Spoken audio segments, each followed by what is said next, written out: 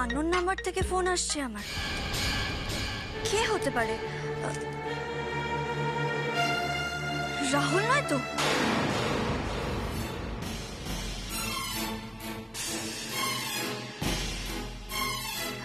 হ্যাঁ, রাহুল হতে পারে, কারণ চ্যাট করার সময় তো আমি আমার নাম্বারটা ওকে দিয়েছিলাম। কিন্তু ওই খারাপ ছেলেটার সাথে আমি কি কথা বলবো?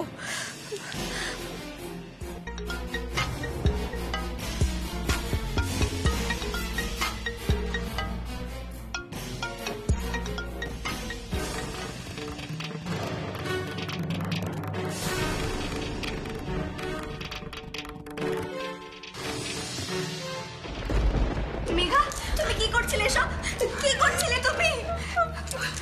আমি নিজেকে শেষ করে ফেলছিলাম ছোট বৌদি। কেন করছিলি এরকম? কেন করছিলি এরকম? চল না।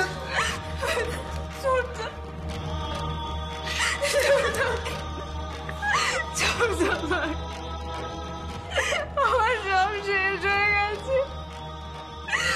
মরে যাওয়া ছাড়া আমার কাছে আর কোনো উপায় নেই। আমি বলেছিলাম না মেঘা খুব বড় কোনো বিপদে পড়েছে?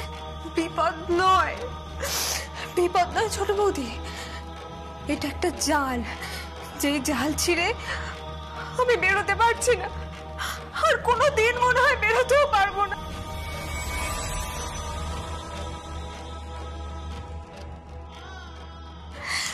আমরা সবাই তোমার কষ্টে কষ্ট পাচ্ছি মেঘা। প্লিজ তুমি বলে দাও কি হয়েছে, বলে দাও না। বলো মেঘা।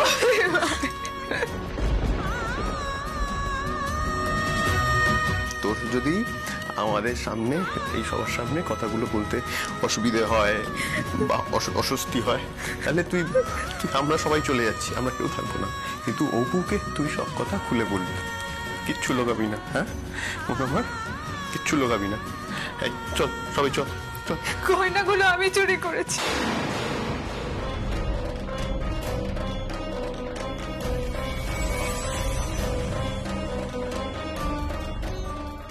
রাহুলকে আমি খুব ভালো ছেলে মনে করেছিলাম, ওর সাথে আমার বন্ধুত্ব হয়েছিল।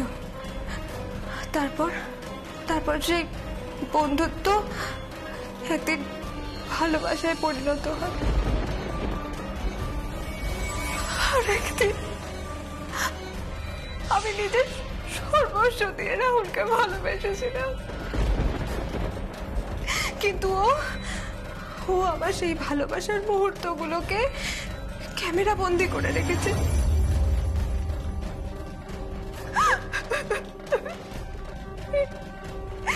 এবার আমি কি করব? কোথায় যাব? আমার মরে যাওয়া ছাড়া আর কোনো উপায় নেই, তাই তো আমি নিজেকে শেষ করে দিতে চেয়েছিলাম। তুমি জানো না, রাহুল সাংঘাতিক। ও তোমার পাতা ফাঁদে কিছুতেই পা দেবে না। রাহুল পা অলরেডি দিয়ে ফেলেছে মেঘা। আমাকে পারতেই হবে, ওই রাহুলকে আমার শায়েস্তা করতেই হবে। আর তাছাড়া আমি তো এর আগেও বিশুকে শায়েস্তা করেছি, আমি পারবো। Hello. Hi Anamika, thank you so much নাম্বারটা দেওয়ার জন্য। কে বলছেন? मी राहुल, नाम तो सुना ही होगा। হ্যাঁ হ্যাঁ, নাম তো শুনেছি। তা আপনার মতো ছেলের নাম কে না শুনবে বলুন তো?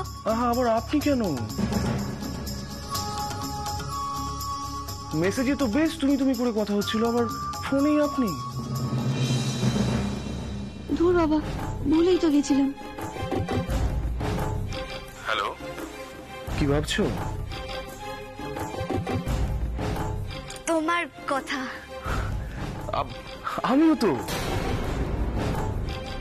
আমিও তো বিশ্বাস করো সারাক্ষণ তোমার কথাই ভেবে চলেছি।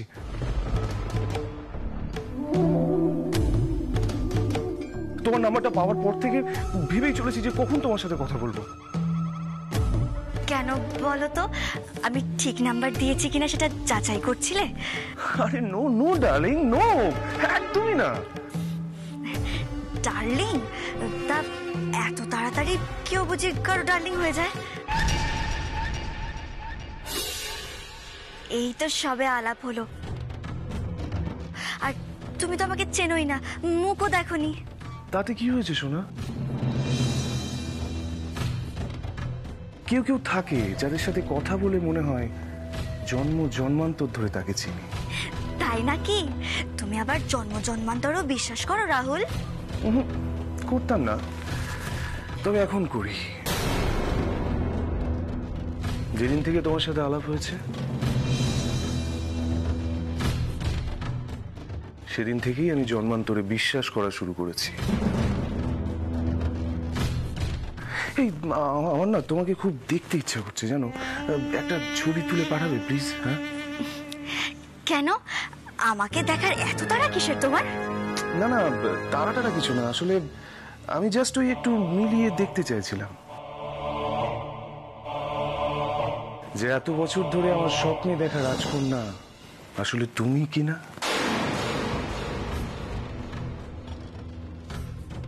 আর একদিন আমি নিজের সর্বস্ব দিয়ে রাহুলকে ভালোবেসেছিলাম, কিন্তু ও আমার সেই ভালোবাসার মুহূর্তগুলোকে ক্যামেরা বন্দি করে রেখেছে।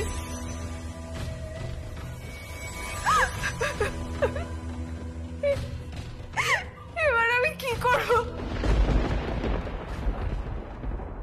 তোমার সাথে তার কোনো মিল আছে কিনা, আমার সেই ড্রিম গার্ল আসলে তুমি কিনা। তার জন্য ছবি দেখার কি আছে? একটু সাসপেন্স থাক না, আর তাছাড়া কাল তো আমাদের দেখা হচ্ছেই।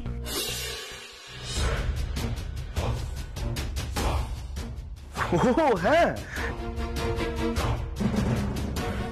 এই তুমি তুমি সত্যি সত্যি কাল আসছো তো আমার সাথে দেখা করতে? হ্যাঁ, আসছো তো কাল? হ্যাঁ হ্যাঁ, অবশ্যই আসবো। Yes, that's like a good girl. আমি কিন্তু অধীর আগ্রহে তোমার জন্য অপেক্ষা করব। রাখি? আমিও রাখছি।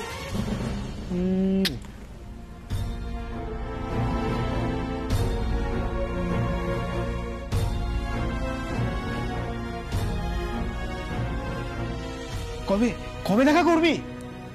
কাল দেখা করবো। এক সপ্তাহের মধ্যে মেয়েটাকে পুরো হাতের মুঠোয় নিয়ে চলে আসবো, আর তারপরেই শুরু হবে টাকা গয়না। টাকা চাই, টাকা চাই, বাঁচতে গেলে টাকা চাই।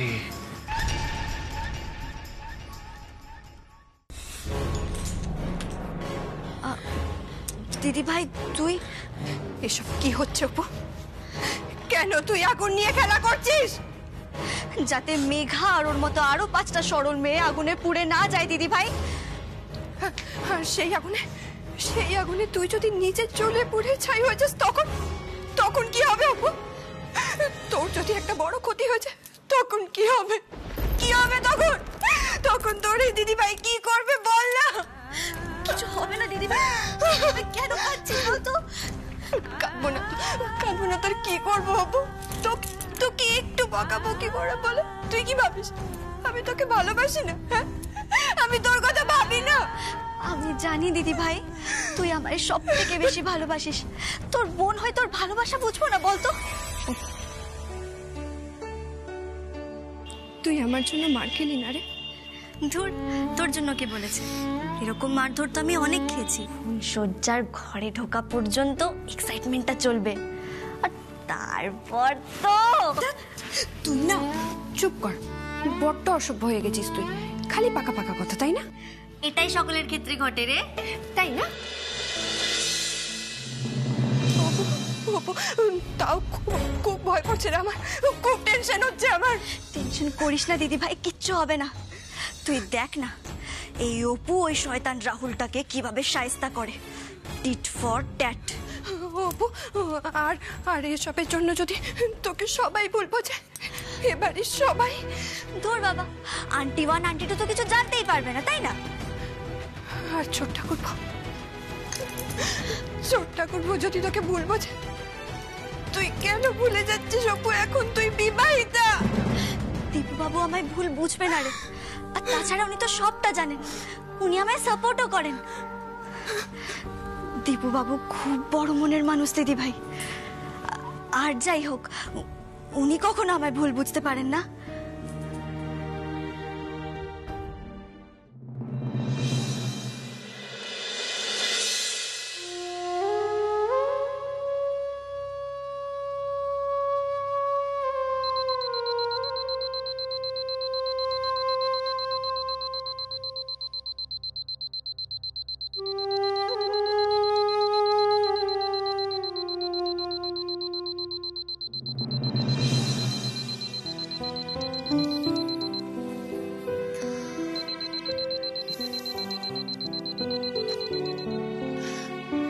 বাপরে, 7টা বেজে গেল। কোথায় ভাবলাম আজকে রবীন্দ্র জয়ন্তী, একটু তাড়াতাড়ি উঠবো, বাড়িতে কত কাজ আছে, সেই লেট হয়ে গেল।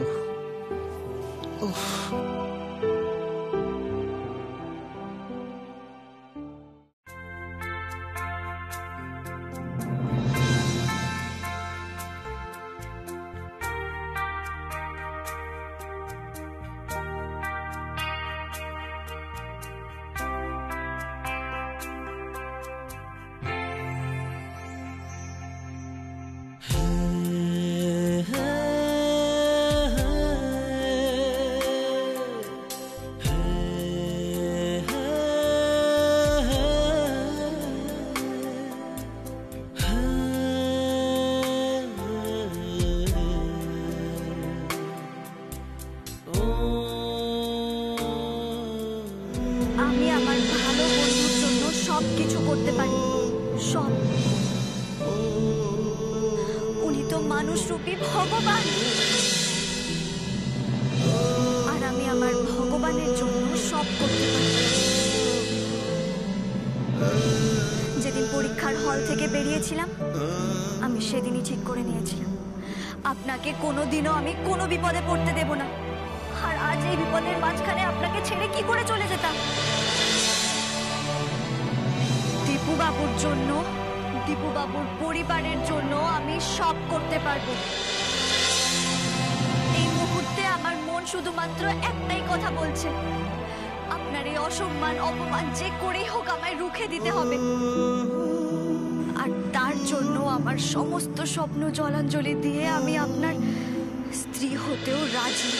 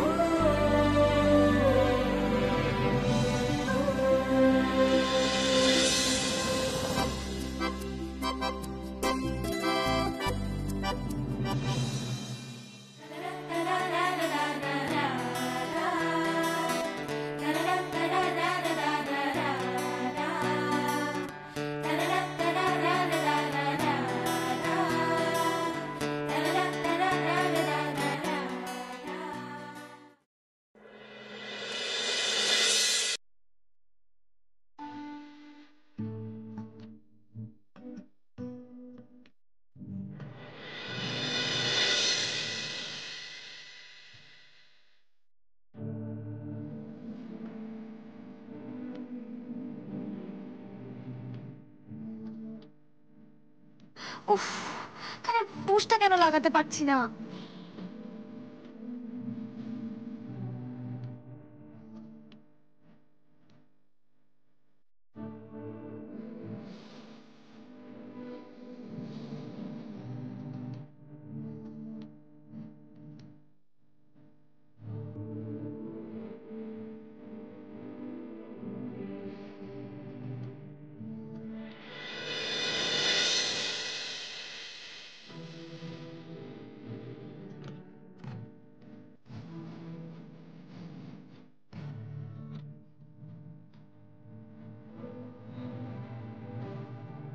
শোনো,